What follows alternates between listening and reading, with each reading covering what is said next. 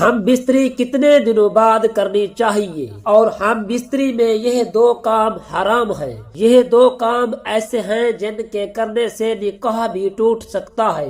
نبی کریم صلی اللہ علیہ وسلم نے فرمایا، اگر کوئی شخص یہ دو کام کرے گا تو وہ سیدھا جہنم میں جائے گا، اس کا ٹھکانہ جہنم ہوگا اور وہ جنت کی خوشبو بھی نہیں سونگھ سکے گا۔ وہ دو کام یہ ہیں، بسم اللہ الرحمن الرحیم، السلام علیکم ورحمۃ اللہ۔ میرے محترم ناظرین، بیوی سے ہم بستری ایک فطری اور ازدواجی تعلق کا حصہ ہے جو شریعت اور اخلاقیات کے دائرے میں ایک خوبصورت تعلق سمجھا جاتا ہے۔ یہ تعلق ازدواجی زندگی کو مضبوط بنانے اور محبت بڑھانے کا ذریعہ بن سکتا ہے اگر اسے شریعت اور اخلاقیات کے دائرے میں رکھا جائے۔ ہم بستری کن جگہوں پر حرام ہے، اور ہم بستری کتنے دن بعد کرنی چاہیے، اور ہم بستری میں کون سے کام حرام ہیں، اور بیوی سے ہم بستری کرنے کا طریقہ کیا ہے، کیونکہ بہت سے لوگ غلط طریقے کی وجہ سے بہت سی بیماریوں میں مبتلا ہو جاتے ہیں۔ بیوی سے ہم بستری کے بارے میں یہ ایسے سوال ہیں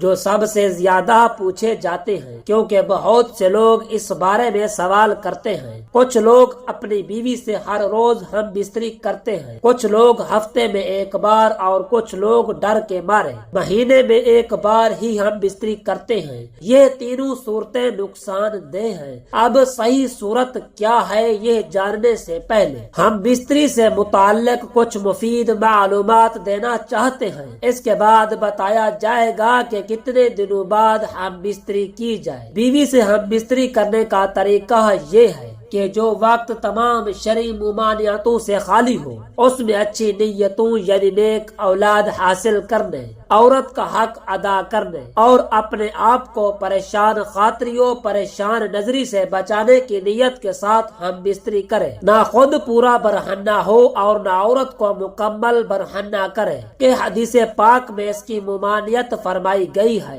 نیز اس حالت میں نہ منہ قبلہ کی طرف اور نہ پیٹھ قبلہ کی طرف ہو، اور فارغ ہونے کے بعد فوراً جدا نہ ہو، بلکہ عورت کی حاجت پوری ہونے کا بھی لحاظ رکھے۔ ہم بستری میں پہنے ہوئے کپڑے غسل کرنے کے بعد دوبارہ پہننے سے پھر سے غسل کرنا لازم نہیں ہے۔ ہاں، اگر اس کپڑے پر نجاست لگی تھی، اب نہانے کے بعد جب وہ کپڑے پہنے تو نجاست جسم پر لگ گئی تو صرف اس نجاست کو دور کرنا ہوگا۔ میرے محترم ناظرین، ہر مرد اور عورت میں شہوت یکساں نہیں ہوتی۔ کسی مرد میں شہوت بہت زیادہ اور کسی مرد میں بہت کم ہوتی ہے، اور یہی حال عورتوں کا ہے کہ کسی عورت میں شہوت زیادہ اور کسی عورت میں بہت کم ہوتی ہے۔ جس رات مرد کا ارادہ مباشرت کرنے کا ہو تو وہ اپنی بیوی سے صبح ہی اس کا ذکر کر دے تاکہ وہ اپنے جسم کو پاک و صاف کر لے اور خود کو آراستہ کر لے۔ بیشتر اطلاع سے عورت پر بھی شوق مباشرت مستور ہو جاتا ہے تو دونوں کو مباشرت کا پورا لطف و سرور حاصل ہوتا ہے۔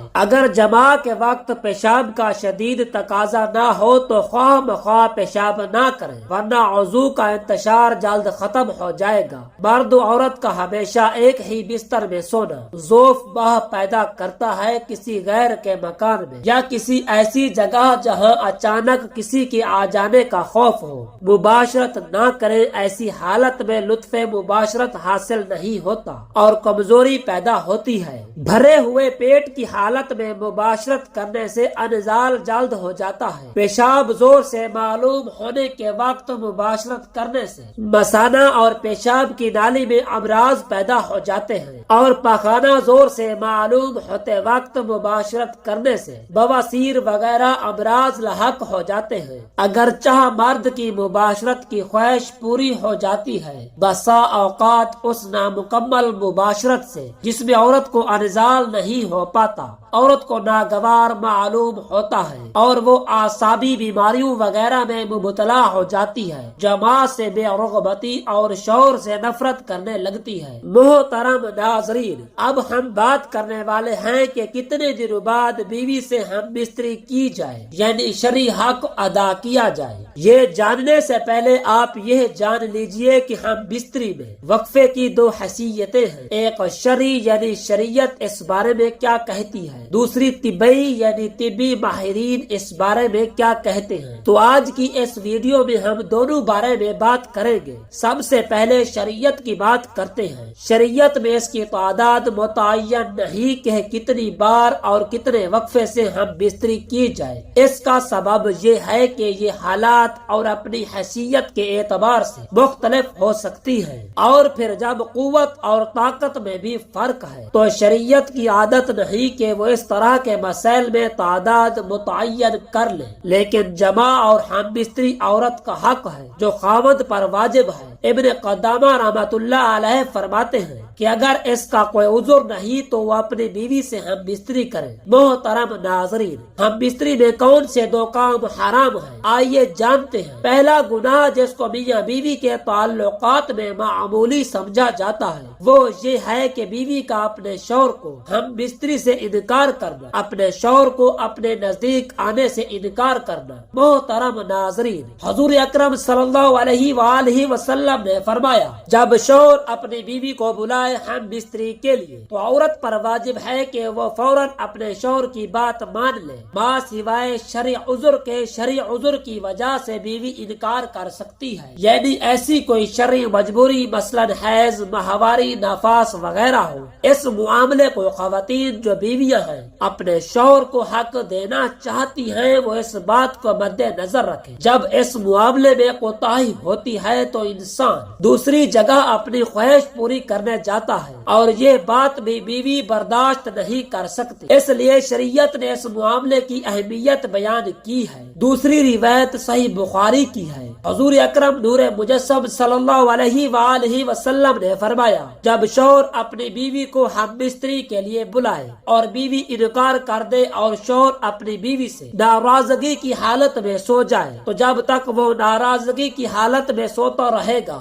फरिश्ता बीवी पर लानत भेजता रहेगा। दूसरा गुनाह हराम रिश्तों के साथ जिनसी ताल्लुक कायम करना, यानी करीबी महरम रिश्तों मसलन बहन, खाला, फूफी, वालदा, बहू, भतीजी, भांजी, यानी जितने भी महरम रिश्ते हैं उनके साथ किसी भी किस्म का जिनसी ताल्लुक सख्ती से हराम है। इमाम मालिक रहमतुल्लाह अलैह का कौल यही है। हदीस शरीफ में है कि अब्दुल्लाह बिन उमर बिन अल-आस रज़ियल्लाहु तआला अन्हु बयान करते हैं कि नबी करीम सल्लल्लाहु अलैहि वसल्लम ने फरमाया, आए अब्दुल्लाह, क्या मुझे ये नहीं बताया गया तू दिन को रोजा रखता है और रात के वक्त कयाम करता है? मैंने अर्ज की, क्यों नहीं अल्लाह ताला के रसूल सल्लल्लाहु अलैहि वसल्लम, बात तो ऐसी है। नबी करीम सल्लल्लाहु अलैहि वसल्लम ने फरमाया, तू ऐसा ना कर बल्कि रोजा रख और अफ्तार भी, यानी कुछ छोड़ भी दिया कर और कयाम भी किया कर और सोया भी किया करो, इसलिए कि तेरे जिस्म का तुझ पर हक है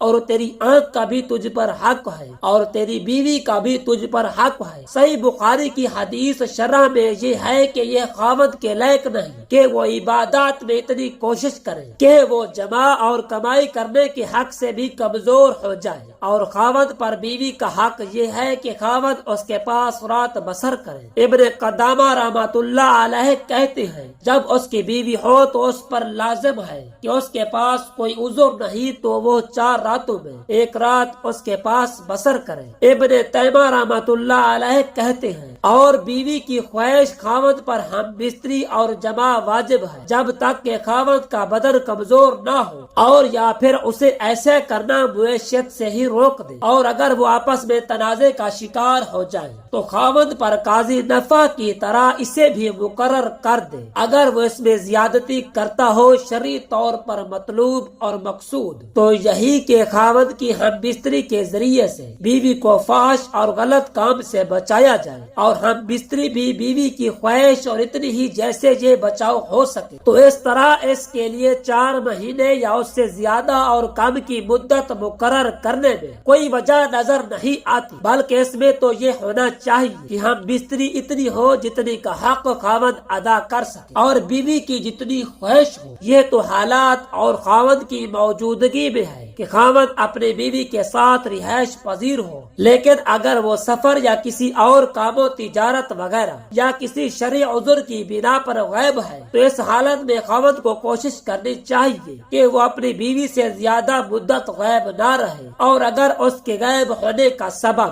مسلمانوں کے کسی نفع کی وجہ سے ہو، مثلا وہ جہاد فی سبیل اللہ میں نکلا ہو یا پھر مسلمانوں کی سرحدوں کی حفاظت پر مامور ہے، تو اس میں ضروری یہ ہے کہ اسے 4 ماہ کے اندر اپنے گھر واپس آنے کی اجازت دینی چاہیے تاکہ وہ کچھ مدت اپنے بیوی بچوں میں گزارے اور پھر دوبارہ سرحدوں یا جہاد پر واپس چلا جائے۔ حضرت عمر بن خطاب رضی اللہ تعالی عنہ کی سیاست اور حکم یہی تھا کہ انہوں نے فوجی اور سرحدی محافظوں کے لیے یہ مقرر کیا تھا کہ اپنی بیویوں سے 4 مہینے تک دور رہیں، اور جب یہ مدت پوری ہو جاتی تو انہیں واپس بلا لیا جاتا اور ان کی جگہ ہر دوسرے کو بھیج دیا جاتا تھا۔ طبی ماہرین کی رائے، طبی ماہرین کہتے ہیں کہ ایک جماع سے دوسرے جماع میں اتنا وقفہ ہونا چاہیے جس سے قوت مردانہ میں کبھی واقع نہ ہو، اور جب بھی جمع کیا جائے اس سے حقیقی لطف حاصل ہو۔ حقیقی لطف حاصل ہونے سے مرد کی جنسی قوت کمزور نہیں ہوتی اور عورت بھی مطمئن اور خوش رہتی ہے۔ طبی لحاظ سے 3 سے 7 دن بعد جمع کرنا چاہیے۔ 3 دن سپرم بنتے ہیں